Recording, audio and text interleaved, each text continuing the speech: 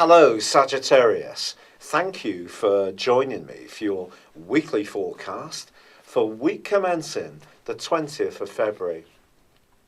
This week begins with a really electric energy arcing across the heavens between Mercury in your sector of ideas and Uranus in the part of your scope to do with your expression.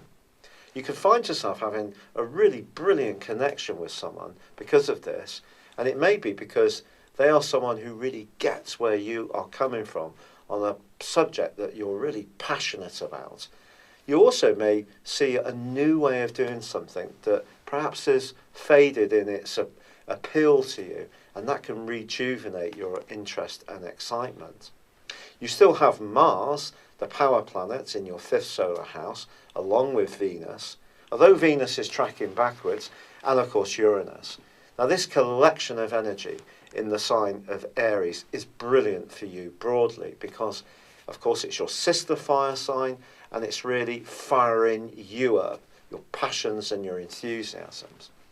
The problem is that Pluto, the planet of transformation in your second solar house, which is about how you feel about yourself and also how you feel about money and worth, the worth of things, is squaring up with Mars for the whole of this week. If you tuned in last week, you'll know it did so for half of last week. This could see you tempted to be over generous on one situation to a loved one, or a little overindulgent in terms of how you go for it about the more Moorish elements of life. But because Mars is going to be joining up with Uranus from the middle of this week, the chances are you won't want to broke any interference in anything you're doing. You're a fiercely independent person at the best of times, and I just think this is going to become much stronger in the second half of this week. Now, if you're single, it's possible that there will be a massive attraction to someone, which can be electrifying and really exciting for you. Because, of course, on the other side of the heavens is Uranus, from Uranus and Mars, is your ruling planet of Jupiter, which is in a very sociable part of your scope. So if you go out and have some fun, there could be one person there who really captures your imagination, and maybe it can get up close and personal really quite quickly. But if you're looking for something longer term and more nurturing, well, we need to be mindful of the role of the sun, which late last week moved into the gentle or more reflective energies for you of the sign of Pisces. By Tuesday, however, well, the sun is in opposition with the North Node, tracking backwards in the sign of Virgo. It's just suggesting to you that whatever's going on at the very heart of your life, always be mindful about what the repercussions will be in terms of how people view you in the wider sphere of things, how they view your actions. So just bear that in the back of your mind. By the end of this week, Mercury moves into the sign of Pisces. It's not at its best here, I have to be utterly honest. It's in detriment. And the reason for this is because the rather distorting, although amazing energy of Pisces comes from Neptune, dreamy, gassy.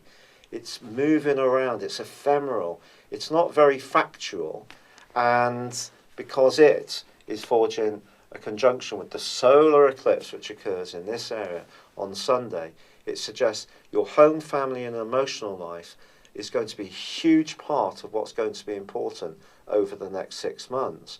But because eclipses work in pairs, the lunar eclipse, which occurred on the 10th and the 11th, flagged up for you that whole thing about your need for freedom, independence, to really be a totally evolving being. But really, freedom comes with responsibilities, and that's really what is the message for the next 6 months. But equally, it's a message to you personally to stay in touch with what really motivates you deeper down. Don't be so caught up with maintaining your boundaries that I have to have freedom, I have to do as I wish.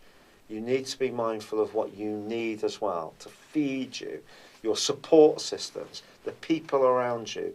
You only need to stop sometimes, pause and reflect and just work out what things mean, which can be tricky for you because if things do go awry, your natural tendency is just to dust yourself down and go for the next exciting new situation. But I do feel becoming more aware of what makes you tick is going to be a huge part of this next 6 months, even if this week itself is going to be dramatic, exciting, and very unpredictable. It's been a real pleasure being with you. Thank you for joining me. Good luck, and goodbye for now.